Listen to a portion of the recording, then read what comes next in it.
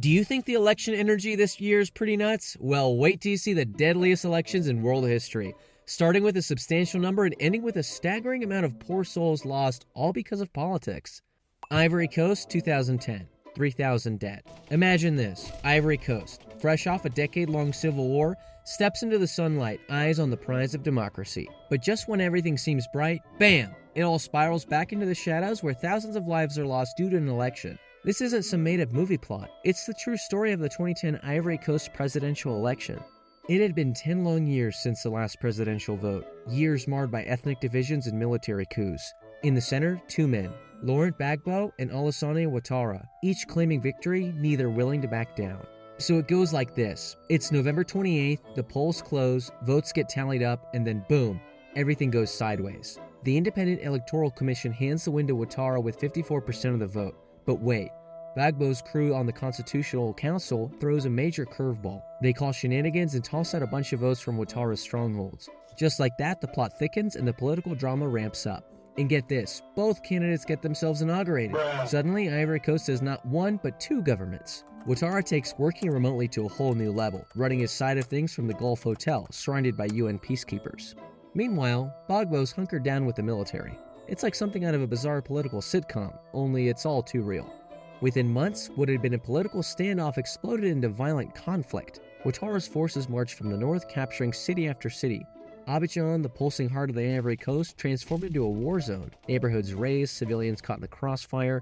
Over 3,000 lives were brutally snuffed out. In the end, after a long and painful struggle, Alassane Ouattara emerged as the recognized leader of the Ivory Coast, and Laurent Gbagbo ended up in court charged with crimes against humanity after refusing to step down and inciting violence. Ouattara took over the presidency with promises of peace. However, Ouattara stirred up plenty of controversy by snagging a third term after a two-term limit in 2020, arguing that a new constitution meant he could start the two-term count all over again. So it's still all about the drama. Okay, hang tight. We're just getting started and things are about to get gnarlier. Paraguay, 1946, 30,000 dead. Now, journey back in time with me to the heart of South America, to Paraguay in 1946, a land caught between the jaws of democracy and dictatorship. This isn't just a tale of an election, it's the story of a battle for the soul of a nation. Am I being too dramatic? I'm trying to give film noir vibes. Are you with me? Imagine Paraguay in the mid-1940s, snug between Argentina, Brazil, and Bolivia. It's a hotbed of political tension, the air heavy with whispers of plots and the buzz of impending revolution. Fresh off the Chaco War, the country's like a shaken soda bottle just waiting to pop with political upheaval. Enter President Higinio Morinigo, a man who viewed democracy as a luxury rather than a necessity. Having seized power in 1940, Morinigo was backed by the Colorado Party, an emblem of nationalism and conservatism notorious for its iron grip on power. As 1946 dawned, Paraguay braced for its first general election in a decade.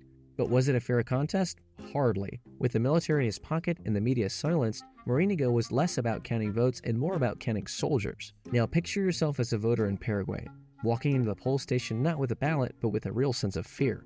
This is a poop your pants kind of moment. Would your vote mean the end of you and your family? The election results didn't even matter.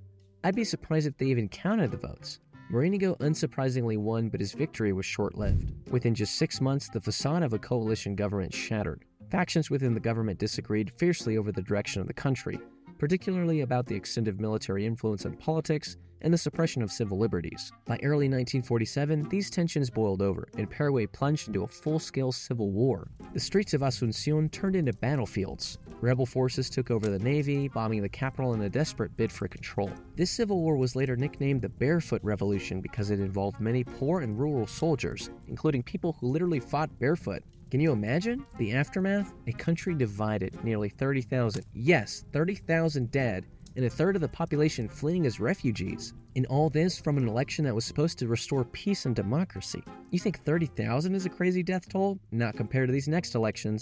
Algeria, 1991, 100,000 dead. Now let's head back to the future to the early 90s in Algeria, where a crucial election didn't just bring change, it sparked an entire decade of chaos. Alright, picture this. It's the early 90s in Algeria, and people are hungry for change. The city is buzzing like Berlin right after the wall fell. Everyone's hyped for democracy. Voting wasn't just about choosing a leader, it was about rewriting the entire playbook of a nation stuck in the shadows of a one-party rule for nearly 30 years. Enter the Islamic Salvation Front, or FIS, a group promising a fresh start with a flavor of Islamic governance that really resonates with many voters. They stormed through the local elections in 1990, and by December 1991, it's clear. They're the people's choice, winning a landslide in the parliamentary elections. But here's the twist. The military, those guys with all the guns and tanks, they're not too keen on this new direction. They're worried about losing their clout and watching Algeria to transform into an Islamic state, something they're not prepared to salute. So, in a move straight out of a political thriller, they slam the brakes on democracy, cancel the elections, and what was a moment of hope spirals into a decade of chaos and civil war. Streets that once buzzed with election fervor now echo with gunfire. It's a tough scene, with about 100,000 lives lost over those brutal years, all because the election results were too hot for the military to handle. And here's the kicker. The international big shots like the United States and France, nervous about an Islamist takeover and wanting to ensure access to oil, keeping trade routes open and maintaining regional stability, back the military's hardcore clampdown. Turns out, democracy's only cool abroad when it plays nice with global interests. Now here's where it gets really brutal. Yeah, more brutal than 100,000 dead. Buckle up, because we're diving into one of the darkest chapters in recent history. Rwanda, 1994. 800,000 dead. Now, this isn't your typical election story, but it's a pivotal moment where politics spiraled out of control into a horrifying tragedy. Flashback to April 1994 in Rwanda. Things take a dark twist when President Juvenal Habyarimana's plane is shot down over Kigali. Who's behind it?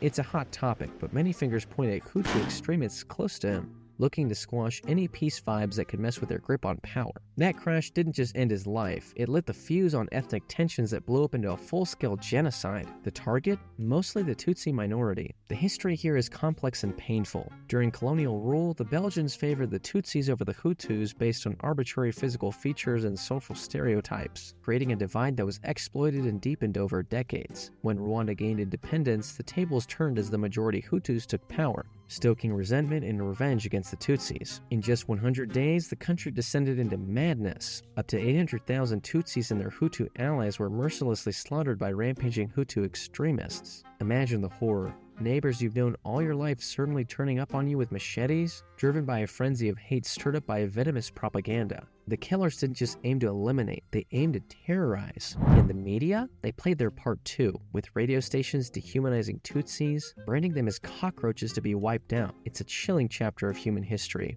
raw and as brutal as they come. Now, I can't end a video on violent elections without mentioning the United States.